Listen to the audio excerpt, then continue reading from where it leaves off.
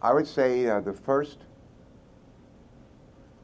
priority would be providing predictability and certainty.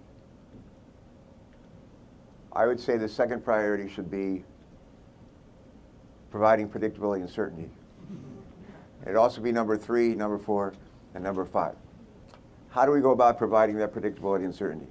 One of the things is to elect leaders as president, who will then appoint a team around himself or herself, and then people in the Congress who actually think something is going on around here, but what it is pretty clear, and we need to be adopting an all the above energy policy that helps to get at it. And we need leaders who are on the Finance Committee and the House Ways and Means Committee, who think that our tax policy, we don't need to continue to spend money out of the Treasury for tax expenditures, tax breaks, tax credits, tax loopholes, for energy policies. Not that they're failed energy policies, but we don't need oil and gas industry. I don't really think that they need the ability. They don't need the tax policies that we have in place to incentivize them to do stuff. I really don't think they do.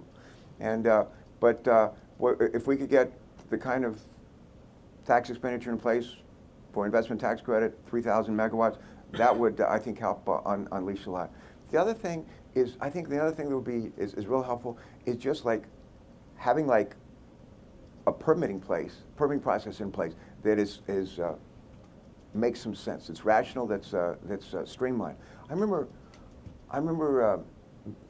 talking to the folks in the Department of the Interior about 2 years ago, and they were laying out for me the permitting process, how long it's going to take to get a permit for an offshore windmill farm, and it was like 2018 before we got to the end of the rainbow. And I called Ken Salazar, who I love, if you haven't picked it up already. I said, Ken, here's your people just ran through the sort of like the timeline for the permitting process, and it comes in about. And I said, you're not going to be the Secretary of the Interior. Barack Obama, even if he's reelected, won't be the president then. I mean, let's get this moving. And he said, send me a letter, strongly worded. He said, I know I'm your friend. Send me a really toughly worded letter and kick us in the seat of the pants and tell us to get this moving. And we did, and they did. God bless them. I think that's part of it. I think that's part of it. So think about predictability, uncertainty. It comes to a lot of different things that we can do, should be doing, but those are among them.